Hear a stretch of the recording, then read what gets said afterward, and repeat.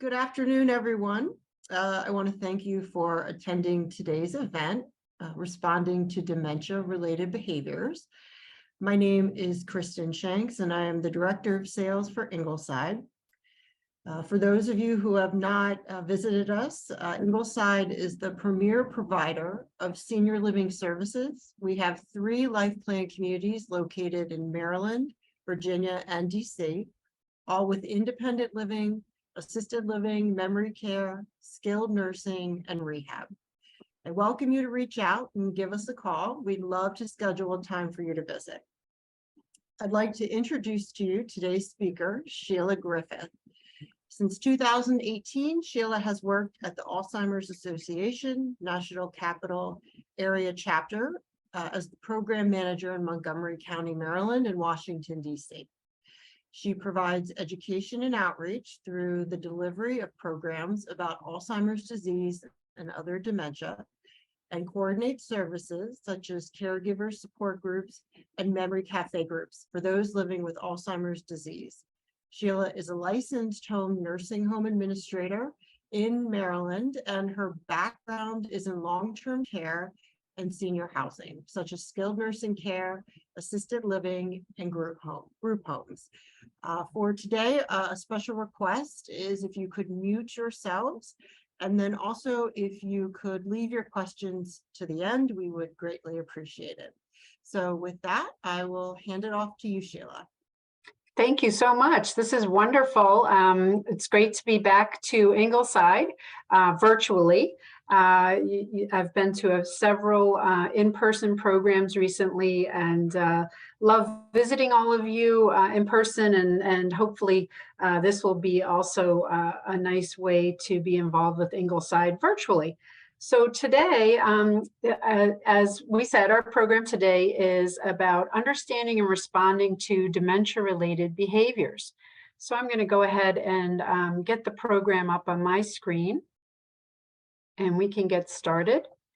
And one of the best ways that a program, our programs usually can run is if we go ahead and save questions till the end. Although I know that we have a kind of a small group so far, maybe we'll have more people join, but we will definitely have ample time for questions at the end. So this is an important program that we present at the Alzheimer's Association.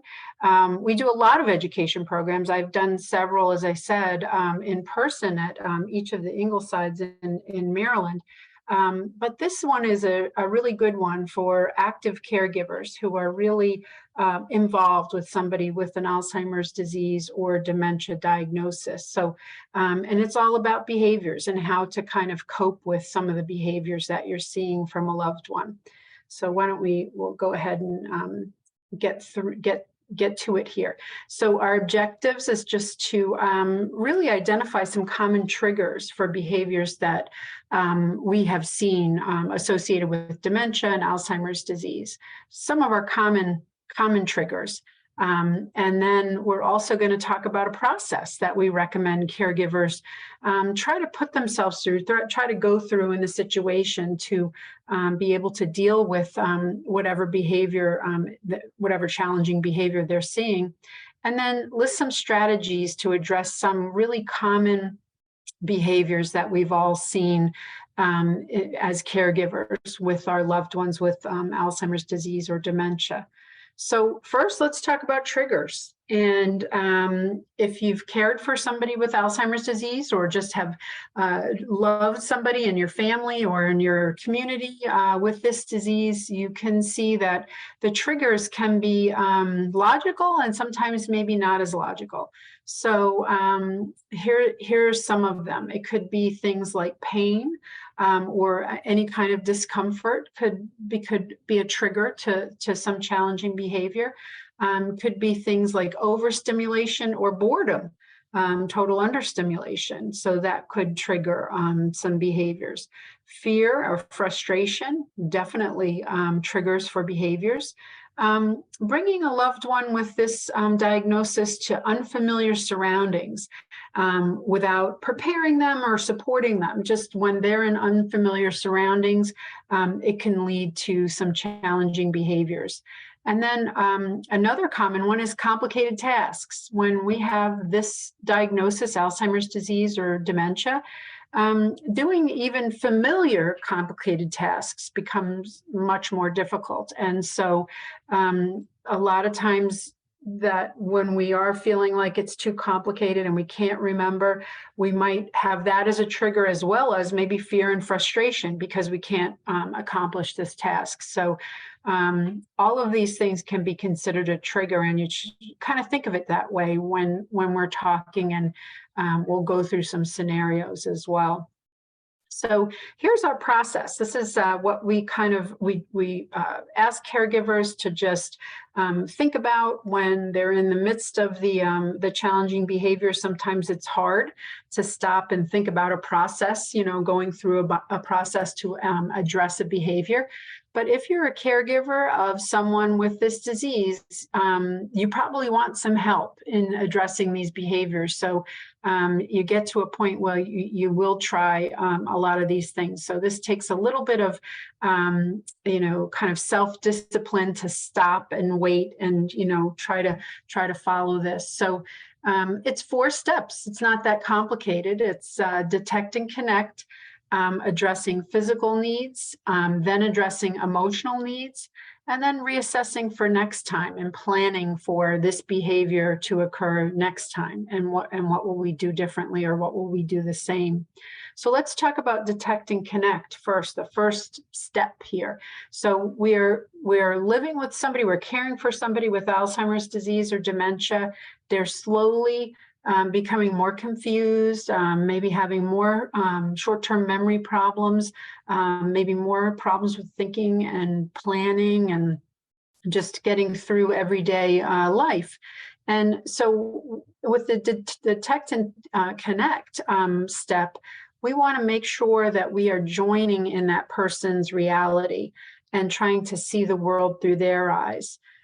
We should be through with trying to correct them and always tell them, no, it's not 1974, it's 2022. And, and just giving them a lot of this correction and even having arguing doesn't work anymore. And if you haven't discovered that yet, you will. So instead of correcting, we're joining them in their reality, but there's still some bumps in the road. There's still some challenging behavior that we're seeing. So we've joined them in their reality. We need to understand that reality in context to whatever is happening. So it's the who, what, where, when. We are a detective here in trying to figure out what's happened to cause our loved one to have this kind of behavior. So giving yourself that prompt, thinking about what just happened. Was it, what could it have been? What was happening before, after, during, whatever we were doing, and I'm seeing the behavior. And no matter what's happening, try to approach the person calmly. Try not to get upset, especially if they're upset. And obviously always be respectful. So that's the first step, is just trying to get a grasp of the whole situation. The next thing you can do if you're having a challenging behavior with somebody with Alzheimer's disease is think about, maybe there's a physical problem here that I can just address the physical problem, and that might help the behavior right away and maybe even eliminate it. So maybe there's a medical issue. Sometimes there have been people I've known that have started to take a new drug, and had a new prescription, and they start up the new prescription, and within a couple of days we might be seeing some kind of strange behaviors. Maybe the person is their short-term memory loss has gotten worse.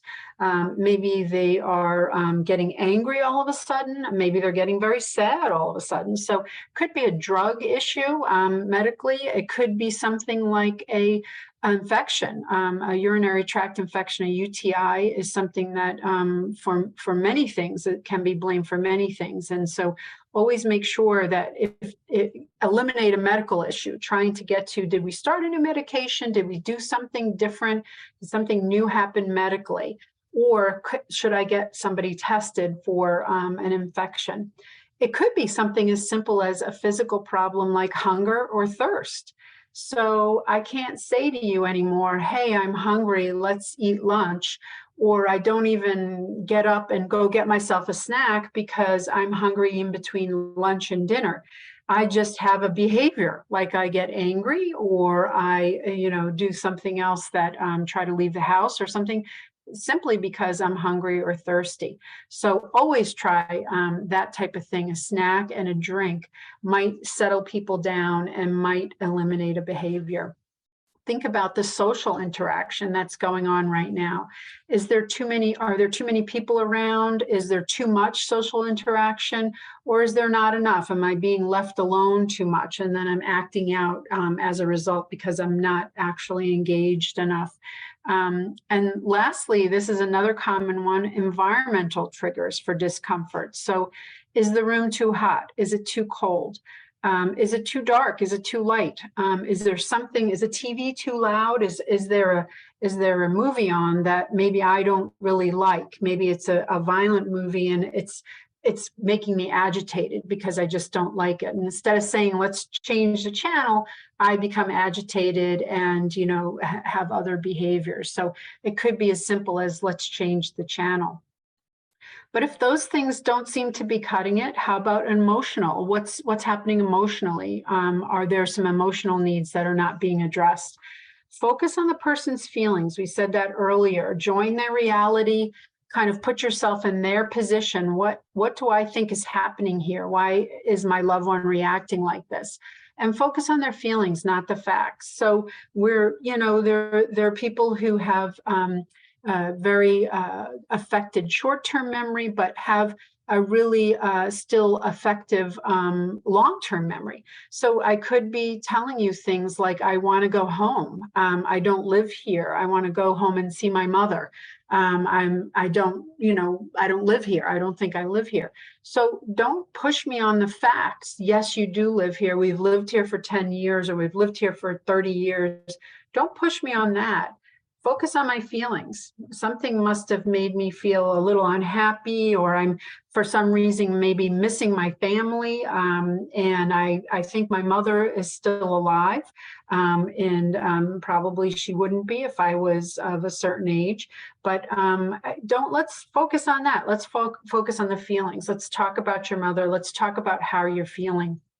Use the knowledge of that person, of your loved one, to provide effective interventions. So if I'm asking about my family a lot, and I don't think my family currently is my family, I think of this other family, maybe my long-term memory, the family I grew up with as a child or a young adult, then go ahead and talk to me about that. Try to soothe me through whatever. Maybe I'm anxious, maybe I'm suspicious. I don't know where I am right now. I'm becoming fearful, and the fear is driving me to maybe try to leave, or asking to leave. So let's try to get to the real feelings here, that I may be feeling lonely, I may be feeling fearful, and just try to redirect me very calmly, very soothingly.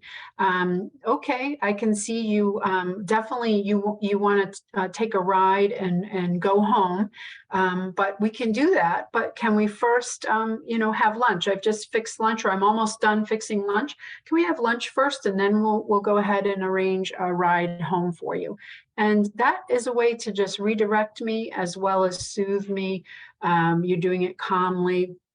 And also you're giving me a little food.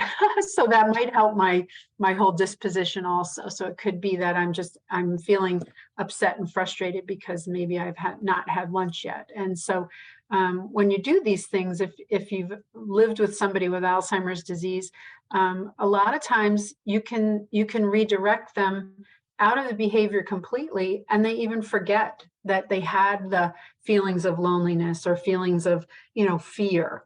They kind of move past it.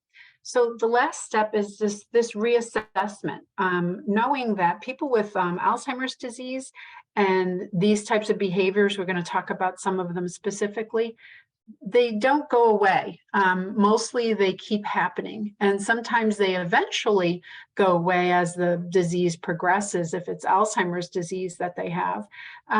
But the behavior, a lot of times it's not just one and done. So you might want to plan for next time. If this happens again, and I'm asking for my mother, and even though, you know, I think I don't live here, even though I do live here, maybe I could, my caregiver could get out some pictures of my family, or pictures of me and my family when I was younger, as a young person, and not that we're telling me that I'm still that person or still that age, but why can't we reminisce over those types of pictures, and just have a nice, almost a reminiscing activity about it. But don't forget to detect and connect and plan for the next time. Always think, what went well, what didn't go well, what should I do next time? So this is the simple 4-step process that you can use to go ahead and try to apply to any behavior. And I should say also, everything that the Alzheimer's Association does, and a lot of our education like this, it's obviously specific to Alzheimer's disease diagnoses, but also, there's people with other types of dementia diagnosis that they might have behaviors also of suspicion or anxiety or others that we'll talk about. So it's not limited to just this diagnosis of Alzheimer's disease. It could be any dementia, or, you know, any kind of neurological disease maybe that has these types of behaviors. So let's talk about a couple of them that we've seen many times, and I hear caregivers talk about. The first one is confusion or suspicion. So I kind of talked about this a little bit in my example, not recognizing familiar people, places, or things. And so I don't feel like I live here anymore. And I know of one caregiver who says, you know, their loved one says, you know, should we start packing now? We've got to leave. We've got to get home. And they're in their home. And it almost appears as if the person with the diagnosis feels like we're in a hotel or something.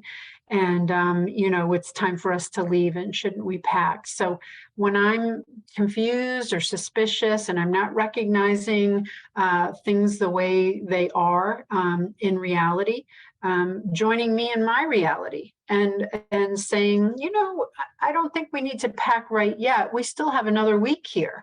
You know, we could say something like that, or we could not address it specifically, but try to soothe the person, because if I'm confused, I might be a little fearful. When are we leaving? I need to get home, or I'm not sure where I am, and I don't know if I want to stay here. Well, trying to redirect me, as we talked about earlier. Okay, you know, that sounds great. We'll think about packing. We'll look for our suitcases, but let's have lunch first. Or, you know, we'll do that right after we go out to the store and do the grocery shopping. So that's a way that you're helping my confusion and my suspicion without trying to correct me, or you know, sometimes people with this diagnosis can be very upsetting to us, you know, accusing us of things like theft or infidelity. So this is when it gets even harder for us as caregivers to really, you know, take in the situation, not feel offended or slighted by whatever we might be being, you know, accused of, and trying to remember that the emotions behind this, or it could be something else. If this is the first time I've done this, and I'm really adamant about, you know, whatever I'm confused or suspicious about, you know, going through the detect and connect, could this be something that is a physical issue? Could it be an emotional issue? Or is it something that I'm starting to do more often, and my caregiver needs to assess and reassess and plan for next time, and talk about, you know, okay, if I ask again, when are we packing and when are we moving? You know, what will I say when that happens? So confusion and suspicion can be a difficult one. Mostly verbally, and you know, there are times when we really need to have some thick skin as caregivers and family members. Another behavior, aggression. So aggressive behavior, as you can see, can be verbal or physical, and it may occur suddenly for no apparent reason, or may emerge following one of our triggers. So this is a very serious one, and one that many people with Alzheimer's disease diagnosis go through, unfortunately. And it could be that it almost feels like a personality change, where I was always maybe a very mild-mannered person throughout my life, and now with this diagnosis, I've become aggressive, like almost angry at times, and aggressive either verbally or physically. So this is a dangerous one, and we really need to be on our toes about it. So understanding the detect and connect, what is setting me off? What is making me either so angry or feeling like I'm almost defending myself or being aggressive to you? Why am I doing this? What's setting me off? So I said earlier, it could be things like sometimes maybe there's a movie on TV that is really, too violent or whatever, and it's just setting off those types of emotions in me. And so simply by addressing the physical environmental trigger, maybe making sure we don't watch the evening news, or we don't watch, violent war movies, or we don't watch, politics too. Sometimes that can set people off and make them very aggressive verbally or physically. One thing to remember with physical aggression is that if our loved one with the diagnosis is becoming physically aggressive, there are some steps you can take to first make sure you're safe and they're safe. So one thing to try as a caregiver, if you're having a loved one who's being physically aggressive and you're not able to redirect them in the moment, giving yourself a timeout. So it's basically taking your cell phone and taking yourself and maybe going into the bathroom. And just being away from your loved one can give you time to kind of let them cool down maybe. Sometimes when you're just out of their view and you're not there with them, you somehow they were set off, or sometimes you as a caregiver could set somebody off for no reason that we can understand, and that's a trigger. But you being away for like a few minutes or 5 minutes in the bathroom could help to turn the tide and turn the mood. If this is happening, or if you think this is starting to happen, make sure you can get either a family member or maybe a close neighbor, somebody who lives close by, who is somebody who can help out with this. So if you can call that person even and say, so-and-so is becoming really angry, and I'm afraid that there might be some, aggression, or there's already verbal aggression. What if the neighbor comes over and takes our loved one for a walk? Just says, oh, hey, it's time for a 2 o'clock walk, let's go. And then it kind of redirects our loved one to being angry and verbally aggressive to redirect, go for a walk. Okay, and maybe that was the whole problem all along, is that I had too much physical energy and didn't get my daily walk. So sometimes we don't know what the trigger is, and we're guessing. So that's where the whole the detect and connect comes from. With any kind of serious physical aggression, please call 911 if you have to, as a caregiver or family member. And if you do this, always explain to the person you're talking to, the operator or 911 operator, that your loved one has an Alzheimer's disease or dementia diagnosis. And so that can help whoever is responding to your call be more prepared for what they might see when they get there. So we're at aggression, which is sort of one end of the scale. Repetition, another very common one, but it's more of it's not a physical issue. It's more of a constant repeating words, asking questions over and over. If we, and we talk about this all the time in caregiver support groups and different things. And I'd love to know if anybody is caring for somebody with Alzheimer's disease, how you might have you had success and been effective in helping some of these challenging behaviors. With repetition, a successful intervention, many people have said works for a while, is either sticky notes, reminders about things. So I'm repeating myself. I'm asking you the same thing over and over because my short-term memory is very affected by my diagnosis. So I can't remember that I just asked you that question. I can't remember that you just told me the answer. I'm asking it again. So if I can respond well to either sticky notes as reminders, or even a whiteboard in the kitchen or somewhere in the house that says, you know, today's Tuesday, breakfast 8 o'clock, lunch 12:30, 2 p.m., webinar with Ingleside, and then, and it gives all the detail of the day that I might always ask about. And so it's a way to just cue me, give me reminders. And most of all, the thing with repetition, it happens frequently in caregivers. It does drive caregivers crazy, as you can imagine, is just to try to be calm and try to be patient, try to understand that it's the disease, not your loved one who's trying to drive you crazy. It's the disease doing it. And that if you can strive to answer the question, the repeated question I keep asking you, strive to answer as if it's the first time I'm asking, because that's what we would do respectfully to our loved one if they did not have this disease. So we would just answer the question patiently. But for us, it's hard because it's been the 10th time, someone's asked us this question in 10 minutes, and that can get difficult. So, and when this is happening too, trying to go back to the detect and connect, is there something that's making me ask you this question, whatever it is? And sometimes I've heard from caregivers that suppose Thanksgiving's coming and our family is visiting us, our daughter's coming with our grandkids.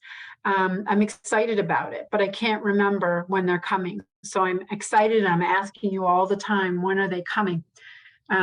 So we could use the whiteboard maybe to see if that helps us. We can talk about our family to redirect me a little bit. Yes, they are coming. They're coming next week. And let's talk about it. Let's talk about our menu for Thanksgiving, or let's talk just to kind of break me out of the pattern maybe of repeating the questions. Sometimes I've heard caregivers say that if the repetition is particularly bad and detect and connect has worked, and we've eliminated physical issues, we've eliminated emotional issues, it's just short-term memory loss and excitement, then keeping that in mind, maybe not giving me a lot of advance notice about exciting events. So in other words, it's Thanksgiving, our daughter and the grandkids are coming maybe next Wednesday. Tell me on Monday that they're coming, next Monday, or tell me the day before they're coming even that they're coming. And you can, even tell whatever's best for your loved one, but that can cut down on the amount of repetition that will happen if you cut made the time shorter between the actual event and when you tell me. So it's an idea as well. Another very serious behavior is wandering. And if you haven't had a loved one wander yet, please be aware that 60% of people with dementia will wander, and it can happen at any stage in the Alzheimer's disease spectrum. So with Alzheimer's disease, we say there's an early stage, there's a middle stage, and there's a late stage. And wandering can happen anytime. Mostly in the late stage, our loved one might not be able to get around as well. So maybe there's less of a danger later on if they're more, housebound in that respect. But when somebody is having a lot of short-term memory loss and someone is suspicious and thinks they don't live here and they're going to go home, well, that's a trigger for wandering right there, is to just find the door and go through it. So there's a lot of things we can do about wandering, and some of it is more effective, I think. Protecting our loved one is effective. Making sure that we have a good lock system on the house, if that's the case, or making sure we have an alarm system so you'll be alerted if somebody leaves the house.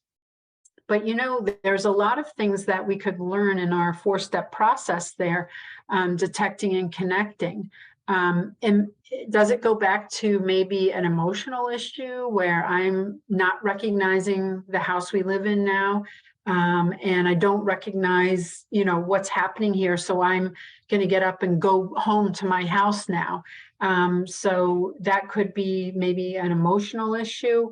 I'm fearful, I'm uncertain, I'm suspicious. So get to my emotions, talk to me, tell me that everything's okay, and that you're going to take me home. But that, you know, we're going to, you know, do XYZ first, either eat lunch, or maybe we have to finish the laundry before we can take you home, and come help me do that, or let's take a walk and then we'll go home after that. So very often it could be wandering is the behavior that, you know, physical or emotional needs trigger. So something to definitely keep in mind.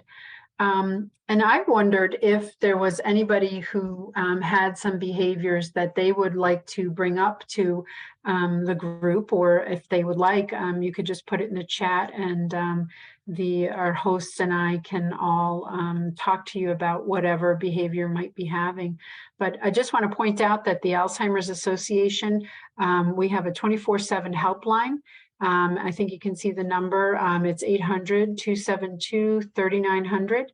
And you can call this anytime. So maybe you have a behavior that we didn't talk about today that happens, you know, next week if you're a caregiver and you don't really know what you should do, or you're caught up in the moment and you're not sure. You can call our 800 number and say, hey, you know, I just saw this program about behaviors and responding to behaviors, and we didn't talk about this behavior. What do you think I can do about it? And the person who answers that 800 number, our helpline number, is a social work clinician who definitely has training in this area and would be able to talk to you about it and give you some advice and maybe some resources. You also see our website here, alz.org, which I encourage everyone to go to and try to learn more about the disease. And we have a big page all about behaviors as well. So there's a good way to learn more about behaviors also. So I think I'll stop sharing my screen and we can see if we have any questions.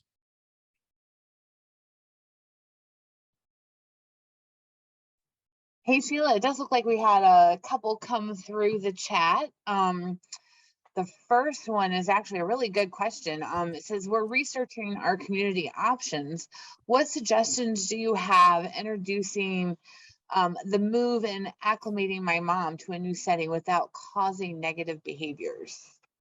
That's a great question. And I've done this program before and I've been asked that question. And I think it's really a good one to sit and reflect on. And before you detect and connect or anything, think about your loved one, your mother in this case. What's the best way we can approach this type of, doing this kind of research and looking into housing options or program options or just getting care for our loved one can be a scary thing for someone with a diagnosis. So how do we approach our loved one? Do we give them all the information at once? Is that the best way to do it? Do we give them a little information at once and say, we should really go visit these places? And how about we do that? And if the person maybe, like I was talking about earlier, has some short-term memory loss and it makes confusion and anxiety and different things happen, feeding a little bit of information at a time. So we want to go see maybe 3 places. You don't have to tell me we're going to go see 3 places. Just talk about, let's go see one nice place, and we're going to have lunch there, or we're going to have coffee there, and just see what the place is like. And don't go to all the places in one day, because that would probably be overwhelming, wouldn't it? So depending on the loved one, how do we make them feel most comfortable? And at the Alzheimer's Association, I know a lot of everybody feels this way, that we want to involve the person with the diagnosis. If they've gotten a diagnosis of Alzheimer's disease or dementia, maybe leading to Alzheimer's disease, that's a devastating enough diagnosis, and we're hurting because of that. So trying to be gentle and communicating the way that our loved one will respond best to is the best way to go about that. But it is that's a tricky situation, and one you have to really be conscious of communication, how you're communicating it, and also what behaviors you might see. So if you take me along to see some places and I don't want to go, I'm not going to be in a very good mood in those places, and maybe have some behaviors. Thank you. I hope Actually, that on the answers flip it. side of that one, another question came in. It says, what do I need to do to make my home safe and comfortable for someone who has Alzheimer's? Yeah, that's a great question too, because it's normally, Alzheimer's disease and a lot of other dementia-related diseases, they're progressive. So they're coming on probably kind of slowly, not overnight. Things are not happening overnight. With Alzheimer's disease, anyway, I should say there's a point where after diagnosis, we can't say, okay, this is how long you'll be in the early stage, and this is how long you'll be in the middle stage, and this is how long you'll be in the late stage. It's impossible to predict that yet. But when we get this type of diagnosis, or we suspect something's happening, maybe dementia is happening where the person's becoming confused easily and having short-term memory loss and problems with thinking and planning, that's a good time to start looking around the house and thinking about all of the behaviors we just talked about. So wandering, do we have a good lock system? There's easy lock systems, and when my kids were young, there were so many kids, they could just unlock the door very easily, even with the key or whatever. So making sure if you have a deadbolt that needs a key, that the key's not always just in the lock, maybe that we take the key out and when we're locking the door. That we have an alarm system possibly on doors or windows, just to make sure we're alerted, because this type of thing could happen without warning. Wandering can anyway.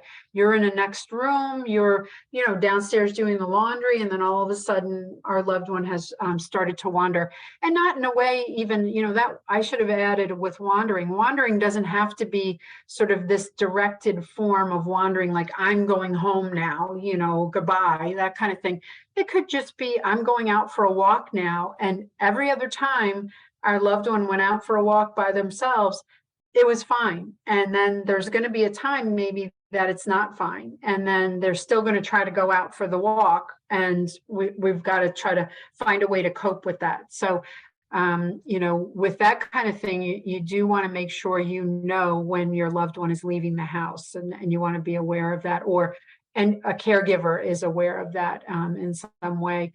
So definitely, I think locking system and alarm system, but also some of the things that I hear from caregivers all the time. There's so many gadgets now, and I'll put in the chat, there's a great website. It's called the Alzheimer's Store, and it's not on our website. It's not on alz.org. It's called the alzheimersstore.com.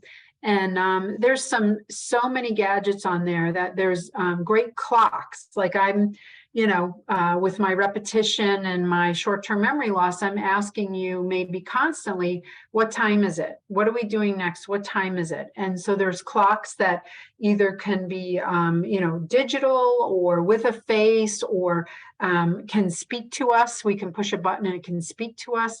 A lot of caregivers use like Alexa or some sort of home device that can talk back to the person. Sometimes that works, sometimes it doesn't.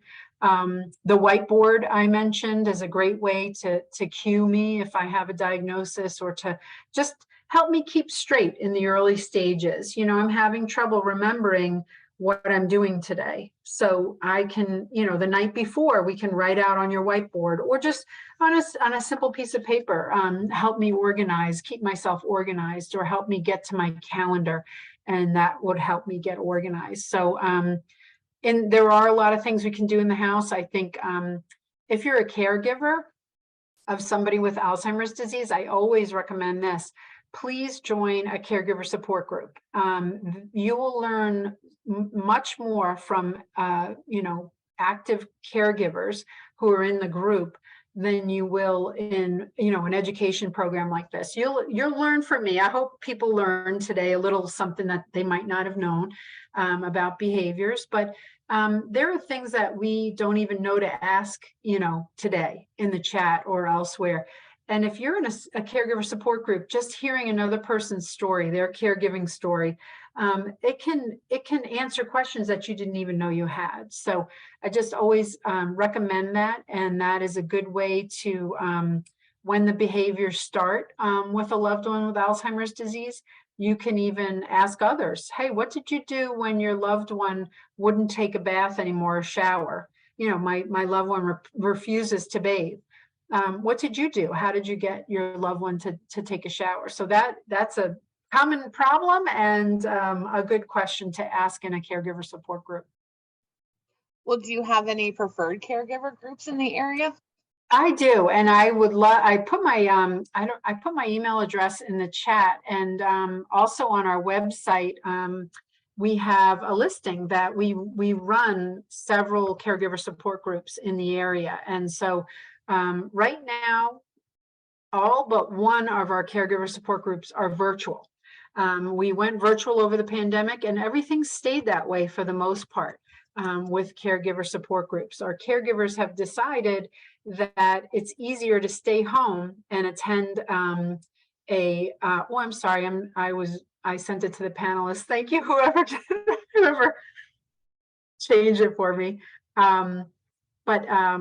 They found that it is easier to go ahead and attend a meeting virtually with their loved one in their home with them versus trying to find somebody to come into the house to stay with their loved one, and while they go out and to a community center or somewhere and attend a meeting. So we have stayed that way, that we're going to be virtual for a little while longer, probably. Awesome. Hey, Sheila, what is the usual course of the Alzheimer's disease?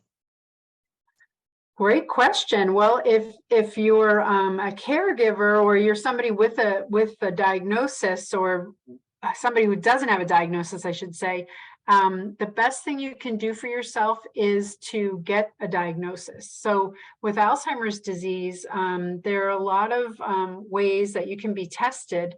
And you can start with your general practitioner, just your regular doctor, and probably be referred to a neurologist and get your diagnosis. Once you have a diagnosis, and maybe it's not Alzheimer's disease, I always tell people just try to get checked out and get tested as much as you can. But if it is Alzheimer's disease, it's something that you know, you're going to need a lot of help with, and you're going to need a lot of, and I mean help like in the your family members, friends, neighbors, community, help you in the journey, you know, other caregivers. But mostly it's, as I said earlier, the early stage of the diagnosis, the middle stage, and then the late stage.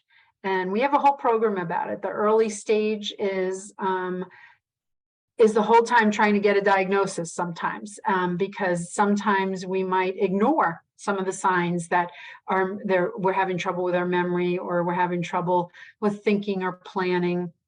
That first part is really considered dementia in a lot of ways. Those are symptoms of a problem. Dementia symptoms are, you know, as I said, short-term memory problems, problems with thinking and planning.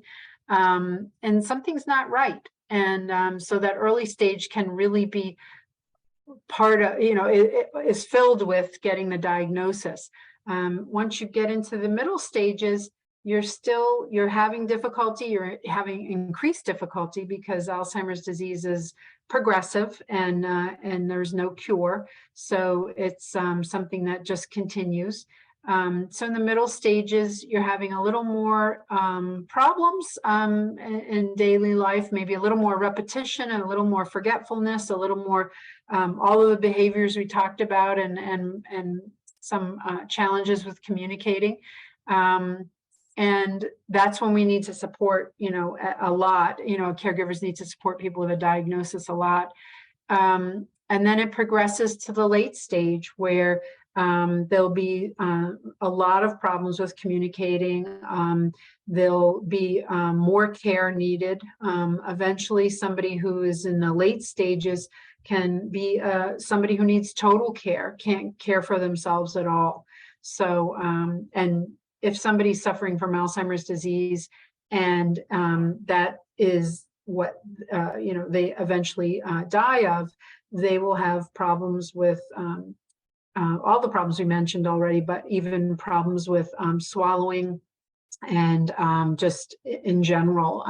It's a devastating disease that can kill many people with the diagnosis. Thank you so much. That was my last question. Oh, okay. Well, we have do we have a small group, it looks like? Maybe if anybody'd like to unmute and had anything else.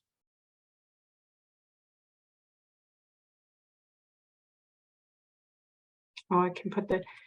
I wonder if we can let everybody know that we have the participant guide that we can also mail to them.